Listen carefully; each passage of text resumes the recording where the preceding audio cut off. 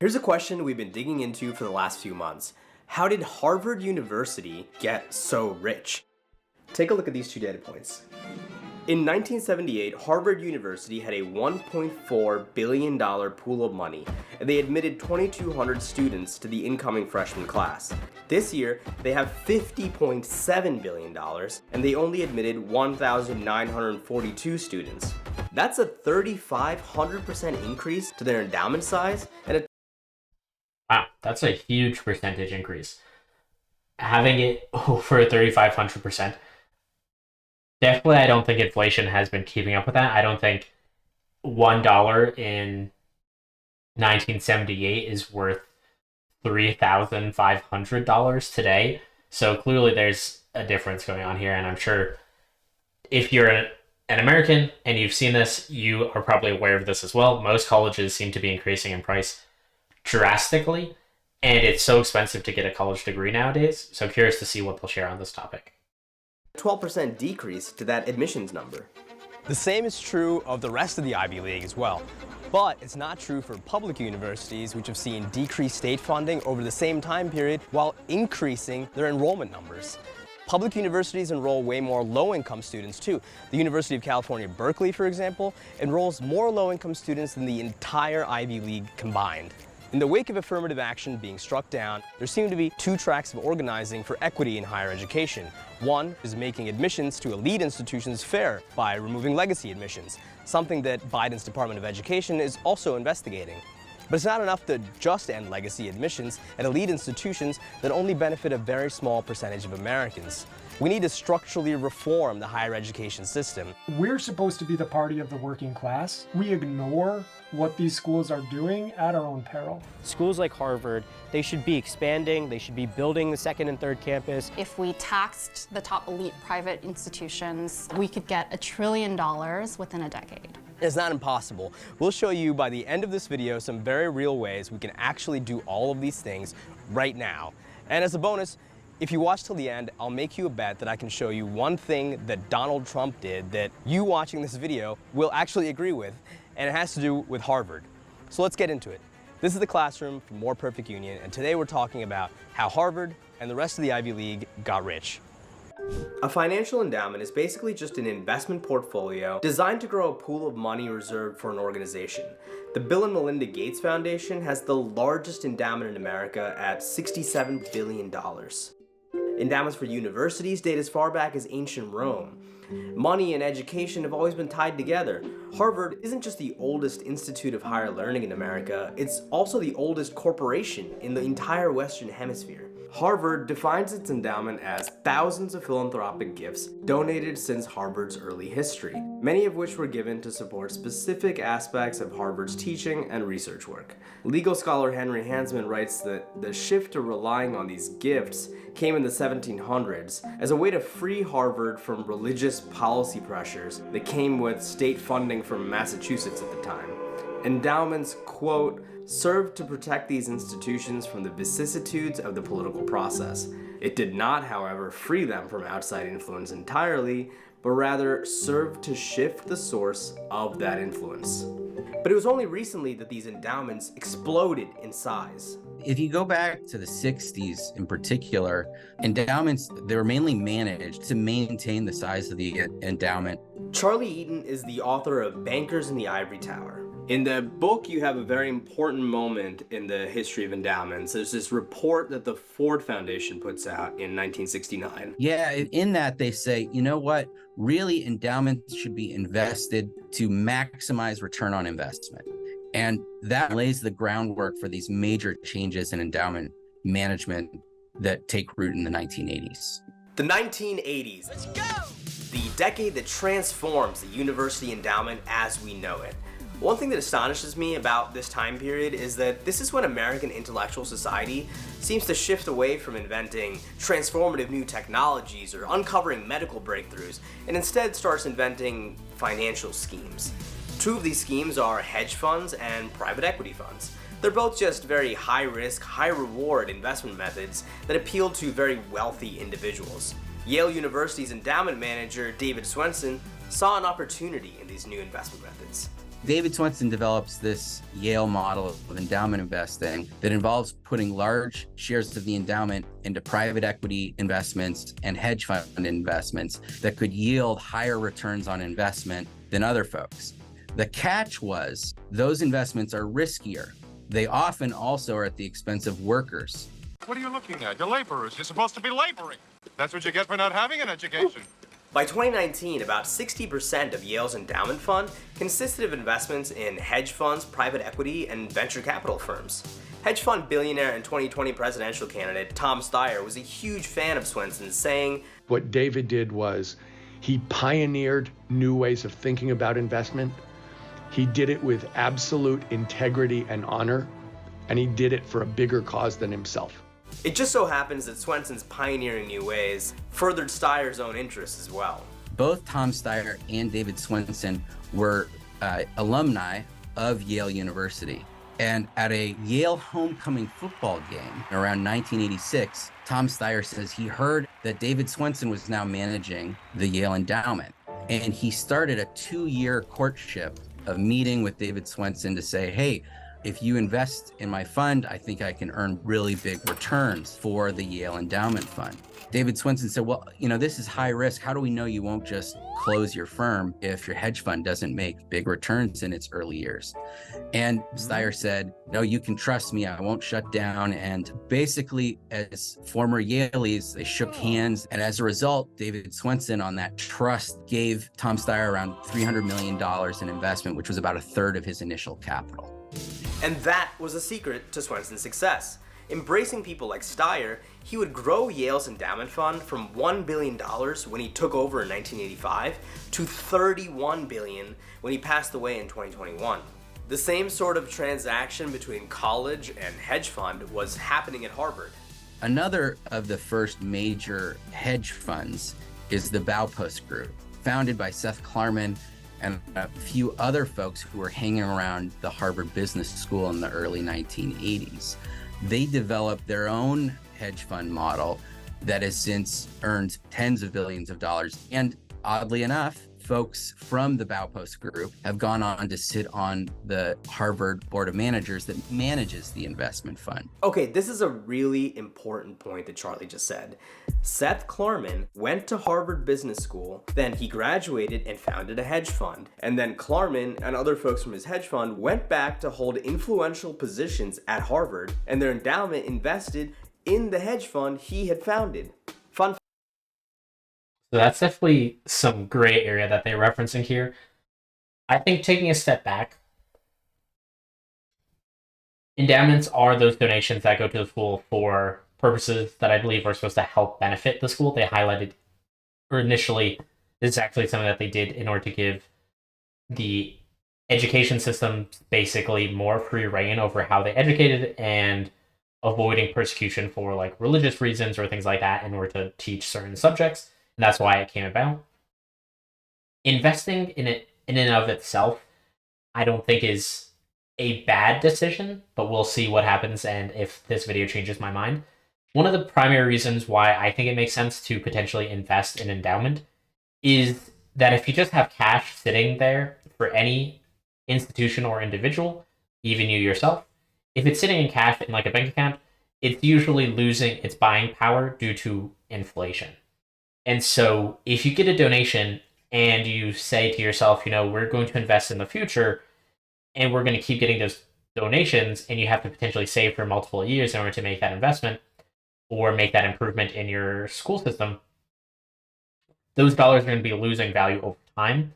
And so the same way that you might consider putting your own money into like the stock market so that way you could potentially get a better return on that investment, does seem to have a baseline logical component to it. This part that he is covering is definitely a sketchier segment of this, where if you're basically in this situation where you're in charge of lots of money and these handshake deals are happening where you give benefits to other people that you know, and then those people basically are able to capitalize on the endowments themselves and then also go back into the school as they're highlighting and then be able to use their sway and ownership and authority within the school to then potentially feed back into their investment company. That's definitely a very sketchy model that they have and probably worth looking into. But I would say, broadly speaking, if they had put it into bonds, for instance, I don't think any of us would be upset about it. Something that's kind of safe, and they would get a somewhat decent return on investment, maybe keep pace with inflation or beyond. I don't think it would be batting an eye at that. The fact that these people are going into very selective funds with other individuals who are kind of getting a kickback to some extent, it seems, is where definitely things take a turn. In fact, David Swensen went on a similar journey.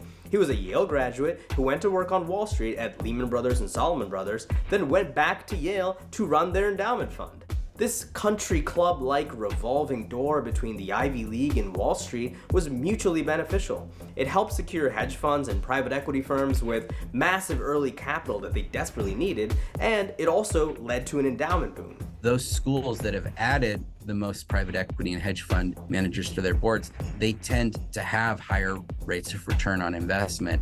So let's just recap. At one point, university endowments were managed just to maintain their size, only being grown to beat inflation. Then David Swensen and the Yale model changes everything, pushing towards investing in riskier assets to maximize growth. At the same time, people like Seth Klarman graduate from Ivy League schools, go work on Wall Street, and start populating the board seats of their old colleges. They apply the lessons they learned on Wall Street to make as much money as possible. That's how Harvard and Yale and a whole bunch of other elite universities got rich. But what's so bad about colleges having a lot of money? Isn't that good for the students that go there? Well, for one thing, recent studies have shown that the colleges creating the biggest upward class mobility for their graduates aren't the ones with the most money. In fact, they're largely public universities which have far less resources. The Ivy League was founded by the rich and the elite and is operated for the benefit of the rich and elite. This is Jane Chung, a Harvard alumni who talked to me about what it's like coming from a working class background and getting admitted into an elite university. I found myself in a place where I was encountering incredible amounts of wealth, and I did not know how to navigate a system that was designed for the elite. Universities like Harvard, where I attended, have massive amounts of wealth, and yet students coming out of school are mired in hundreds of thousands of dollars of debt. So where's the disconnect here? The story at public colleges has been starkly different. If you take an example like UC Berkeley, fantastic public school. They have 45,000 students in their student body. They only have $3 billion to operate. The elite private universities keep their enrollments very, very small to remain elite. By definition, an elite is a group of folks that excludes others. If you admit too many students, you're not going to be elite because you're not being as exclusive. That pursuit of elite status was exacerbated by another innovation of the 1980s, the US News & World Report's college ranking system. Author Sahaj Sharda writes about how the magazine and its billionaire owner Mort Zuckerman got so powerful and influential in his new book, The College Cartel.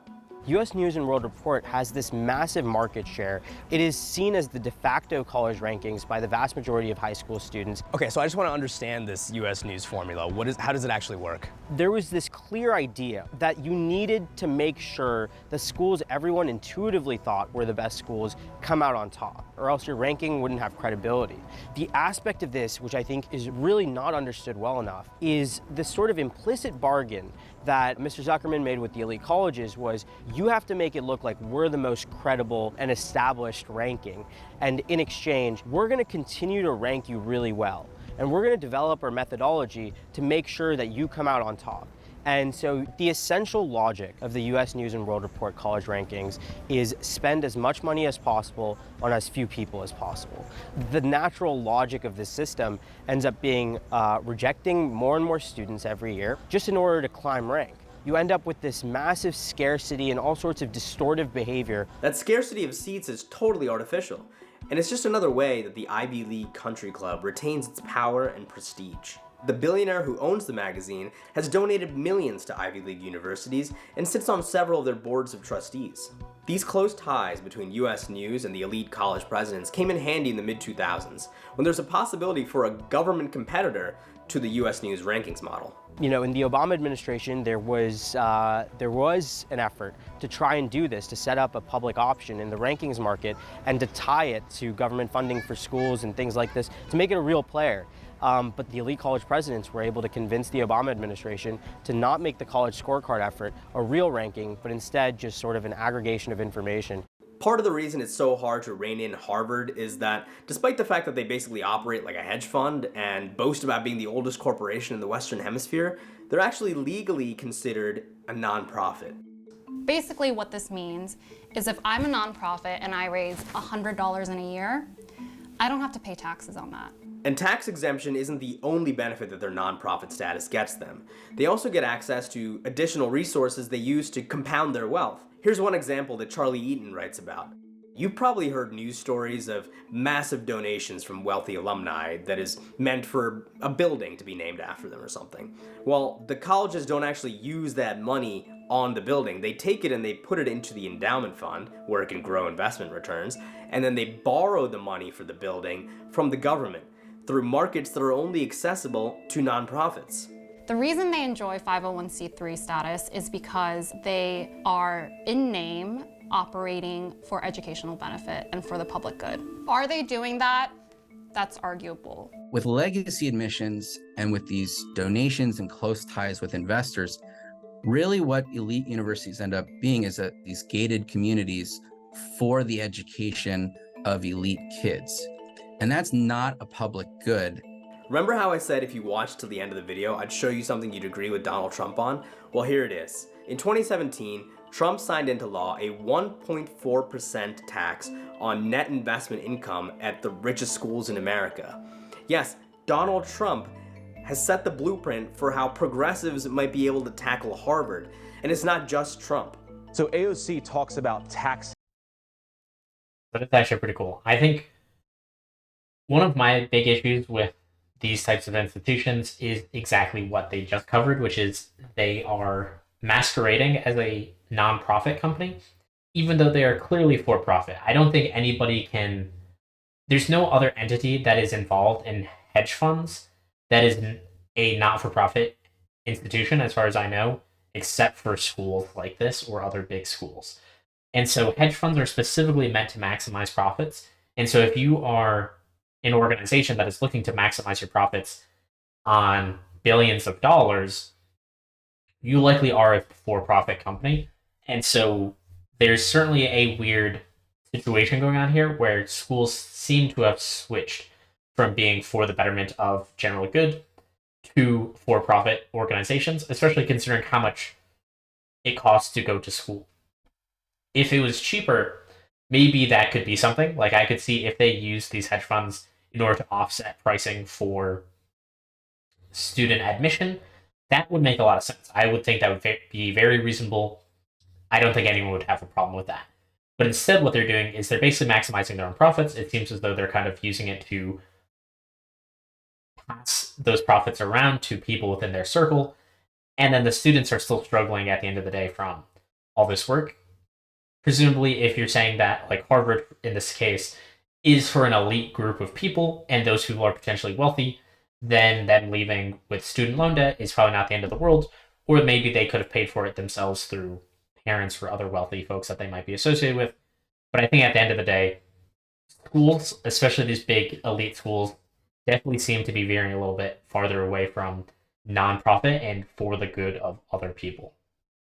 The wealthy, but the Harvard University endowment pays zero tax. Harvard has $40+ billion in their endowment. Excessively large private university endowments. Senator Tom Cotton posting a 6% tax on endowments of America's top 10 universities would raise $15.4 billion. Why are we subsidizing this insanity? These are the richest institutions in America. They don't pay any taxes. Like, why does anyone say that?